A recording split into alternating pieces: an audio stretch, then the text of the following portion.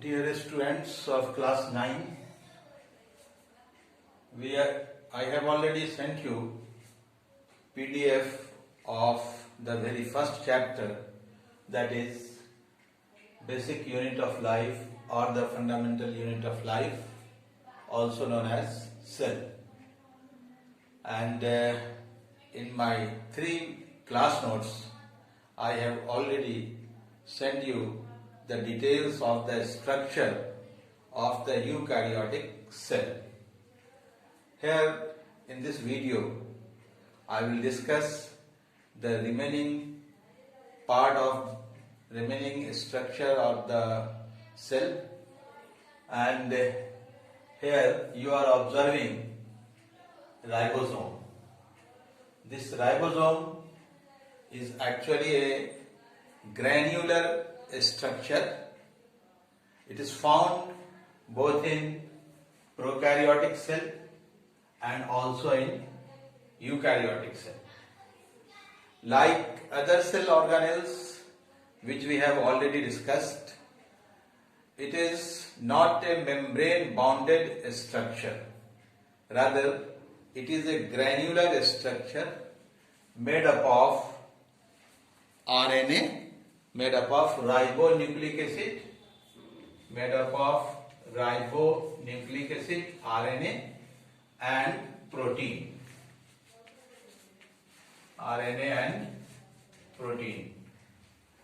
This granular structure is comparatively smaller in size in prokaryotic cell and larger in size in eukaryotic cell.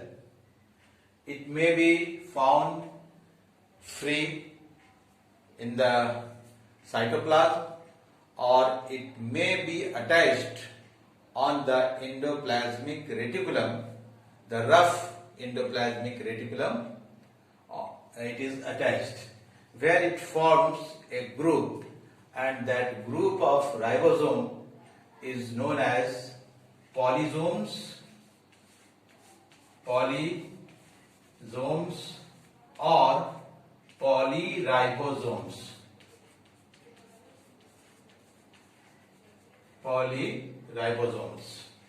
The group of ribosome is known as polysomes or polyribosomes. So far the function of this cell organelle is concerned, it performs a very important function. It helps, or you can say that it is the site of protein synthesis. It is the site of protein synthesis in plant. Protein synthesis in plant, animal cells, and also in the prokaryotic cell or the microorganisms. And so far the process of protein synthesis is concerned, it involves messenger RNA, in short it is known as mRNA, messenger RNA,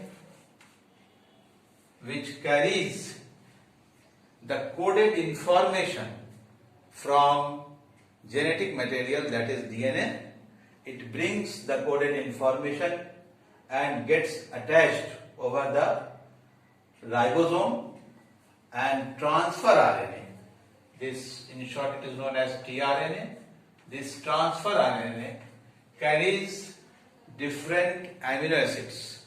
There are 20 different type of amino acids, and that 20 different type of amino acids joins with each other according to the coded information given on the messenger RNA, and with the help of these 20 amino acids there is formation of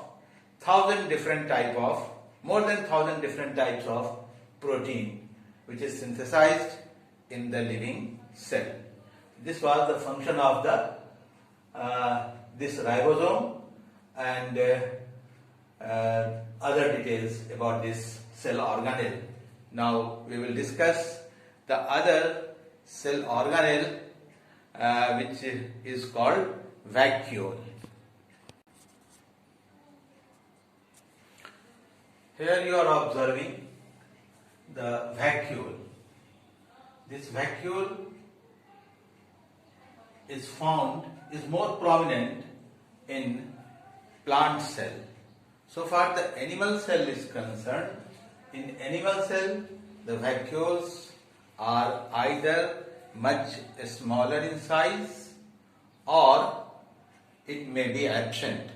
But in mature plant cell, the vacuole occupies, this one is the vacuole occupies 2/3 of the inner space. Vacuole is surrounded by a membrane. The membrane which surrounds the vacuole is called tonoplast. Vacuole is not the empty space, rather it also contains the liquid, and that liquid is called cell sac. Vacuole helps in maintaining the function of the vacuole. Vacuole helps in maintaining turgidity of the cell, and it is also considered dumping station for the waste materials. And besides this, it also contains various type of pigments and the waste components. Dear students, you are observing nucleus.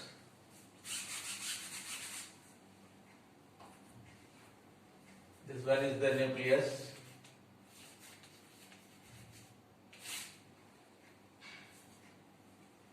This one is the nucleus. This nucleus is found in all eukaryotic cell. It is also a double membrane bonded structure which is known as nuclear membrane.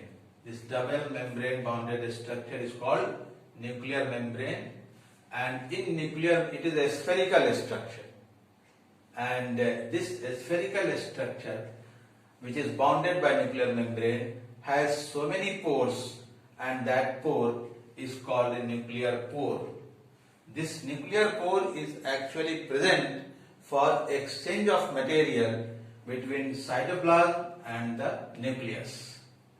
The content, the liquid material which is found within the nucleus is called nucleoplast. It's called that liquid material which is present within the nucleus is called nucleoplast.